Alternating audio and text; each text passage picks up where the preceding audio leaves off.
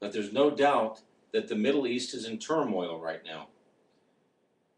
He speaks to the kings of Zimri, verse 25 of Jeremiah 25, and all the kings of Elam, and all the kings of the Medes.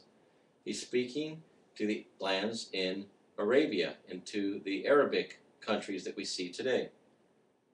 And all the kings of the north far near one another with all the kingdoms of the earth which are on the face of the ground, and all the kings of Shishak shall drink after them. Let's go ahead and go to Jeremiah chapter 30. Jeremiah chapter 30, verses 11 through 14. Jeremiah 30, 11 through 14. For I am with you, declares Yahweh, to save you, though I make a complete end of all the nations where I have scattered you, yet I do not make a complete end of you. But I shall reprove you in judgment, and by no means leave you unpunished.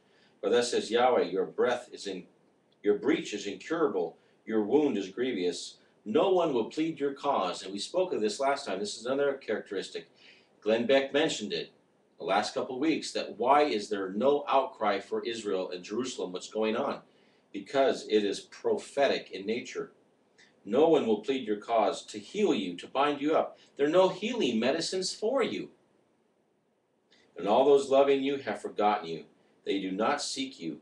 For I smote you as an enemy smites with cruel chastisement, because your crookedness is great, your sins have increased. You can read Isaiah 46:28. Isaiah 34, verse 2, Isaiah 45:17, Daniel 2:44, Amos 9:8, and Haggai 2:28 all speak of these nations that will drink after her. Jeremiah 46, though, we will go to. Jeremiah 46.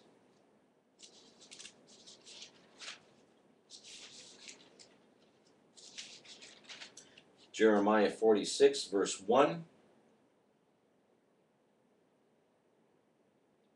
The word of Yahweh which came to Jeremiah the prophet concerning all the nations. For Egypt, the army of Pharaoh, he's speaking of the same thing that we're reading in Jeremiah chapter 25. And he goes down, verses 7 through 8. Who is this rising like a flood, whose waters surge about like the rivers? Speaking of armies.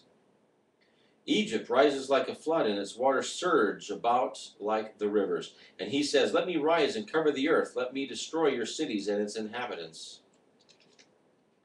Jeremiah 51, verse 49. Jeremiah 51, verse 49. As Babel, remember, confusion, as the confusion is to fall for the slain of Israel, and Jerusalem, brethren, is, according to many books of history and archaeology, shown to be killing our brethren, the true believers in Messiah Yeshua, from the 1st and 2nd century A.D.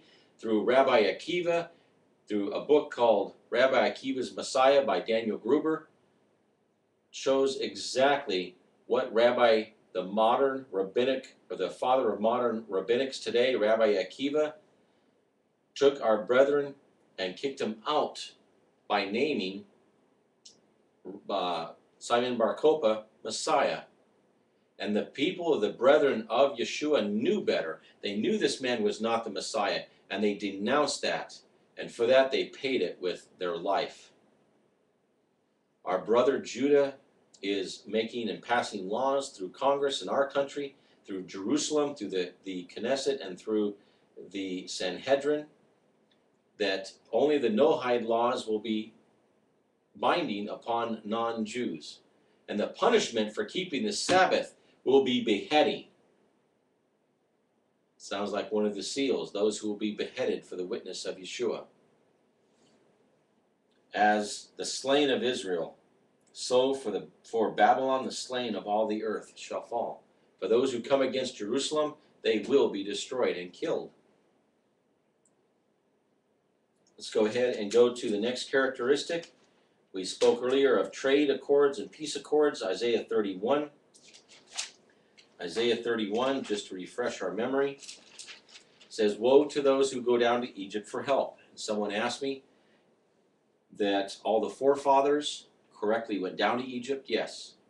There was help in Egypt. Even our Messiah Yeshua, when he was a lad, was a child, he was taken down to Egypt to be nursed and to be fed. But once Israel, if we understand Scripture properly, once Israel was a sovereign ruling nation, they were not to count on anyone but the Most High to fight their battles for them, to protect them, to feed them, to house them. But he says, woe to those who go down to Egypt for help. And yet leaders are saying today, when you've left America, you can't ever return. And yet they're returning, they're working, they're proclaiming the gospel, somewhat of a gospel, to the people here in America. And yet for people who've left America, they throw this in their face and they say, woe to you for coming back to America. Because you can't stay out of America, brethren. Maybe a few, because they've taken visas and other things from Israel. And they're selling themselves. And they're selling the people, they're marketing the people to stay in the land of Israel. Now some are doing it properly, they're working, but it's a very hard life, and most cannot do it. It's against the law to work outside of the country of America as a visitor on a visa. You cannot work, it's illegal, so you're breaking the laws of the land. And that is not the example that we're supposed to be setting either. We're Americans, and we need to allow Yahweh that he will bring us back at the proper time in his good timing so that he receives the glory. We need to stay and occupy and work until he comes. We need to work proclaiming this gospel, brethren. Proclaim what is going on in the world. And in due course, if we are faithful, he will bring us back. He is faithful to keep that covenant. He will not let you die forever, brethren. But woe to those who go to Egypt for help, who rely on horses, who trust in chariots, because there are many, and horsemen, because they are very strong, but who do not look to the Holy One of Israel, nor seek Yahweh. So they're not looking to Yeshua, the Holy One of Israel, and they're not looking to Yahweh for their help. In Psalm 24, verses 1 and 2, Psalm 24, verses 1 and 2, says, the earth belongs to Yahweh and all that fills it, the world and all those dwell in it. For he has founded it upon the seas, and upon the waters he does establish it. Everything in the world is Yahweh's, including you and me. He will take care of you. But do what he desires you to do. And that's to become more holy through his statutes, commandments, and judgments. To walk a humble and a contrite life. To be an example to the nations. But it's interesting. Judah has always, or Jerusalem has always been the center of trade for Europe, Asia, Africa, as we discussed earlier. It's always been a war trophy. Nehemiah chapter 13, verses 16 through 27, shows that the wares were being sold in Jerusalem, and Nehemiah was having a dispute with the Jews of his day. And basically he said, if you open that gate and trade your wares on the Sabbath, I'm going to lay my hand to you. I'm going to hit you. He was trying to be spiritually indignated and tell the people their sins, to stop trading, to going out and using money, purchasing, buying and selling on the Sabbath, which is clearly an offense against the Most High. This is a holy day that's completely different, brethren, from the other 6 days of the week. But he shows that Judah was being lured by trade.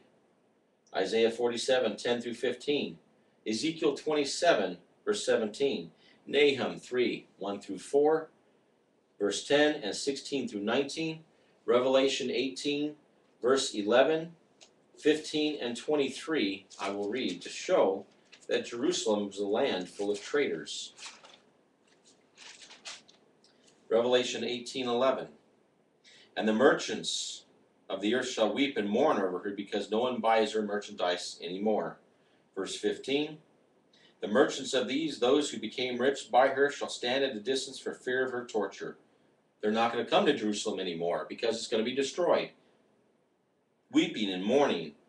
Verse 23, and the light of the lamp shall shine in you no more at all, and the voice of the bridegroom and the bride shall not be heard in you any more at all. For your merchants were the great ones of the earth. By your drug sorceries all the nations were led astray. And in her was found the blood of the prophets and the saints and all those who were slain upon the earth.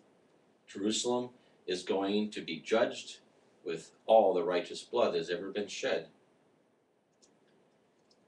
Number 20, Jerusalem has pagan deities. It speaks of the land of deities, of false images, and in an archaeological site in Zippori, Israel, there's a 3rd, 4th, 5th century AD synagogue which has a zodiac sign in tile on the floor in the middle of this great synagogue, the ruins of the synagogue, and has in the zodiac the pictures of Pan, half man and half goat, playing the flute. And yet most in Israel don't even know what's in their own land. They say, we have never been enslaved. We're the sons of Abraham. We're not into any paganism. And this was exactly what was spoken to me by a Jewish man in the Jewish quarter. Don't believe it, he says. We've never been into paganism. And yet they don't even know what's in their own land. They don't even know. You can read Jeremiah 2, verses 11 through 21. Jeremiah 5, 3 through 11, Jeremiah 50, 1 through 7, Micah 1, 1 through 8, and Isaiah 45, 15 through 17. A land full of idolatries, paganism, and false deities, brethren. Number 21, it is spiritually called Sodom, Babylon, and a whole bunch of other names. And we've already discussed this earlier. Matthew 11, 8, Isaiah 1, 10 through 12, it's called Sodom. Isaiah 3, 8 through 9, Isaiah 13, 17, it's called Babylon. The Persians come unto her beauty. Lamentations 4, verse 6. Ezekiel 16, 46 through 56. Matthew 10, 12 through 18, Matthew 11, 21 through 24. Speaks of those who will empty Babylon.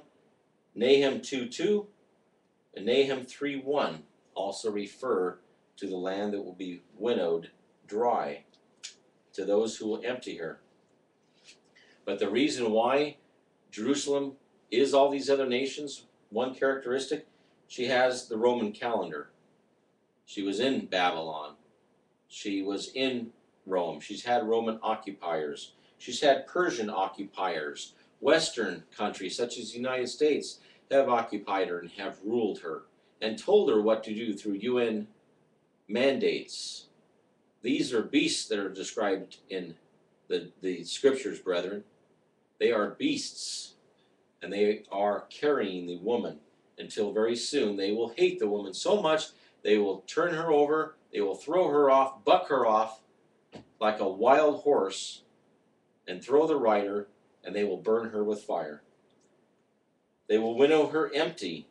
Isaiah 24, 1 through 5, Jeremiah 15, 1 through 8, Jeremiah 51, 1 and 2, Ezekiel 12, 19, all speaking of winnowing her dry, completely removing man, woman, child, animal, precious thing. Characteristic number 23, she has a people and a city which are called by the name of Yahweh. Daniel chapter 9. Daniel chapter 9. And we will read verses 17 through 19.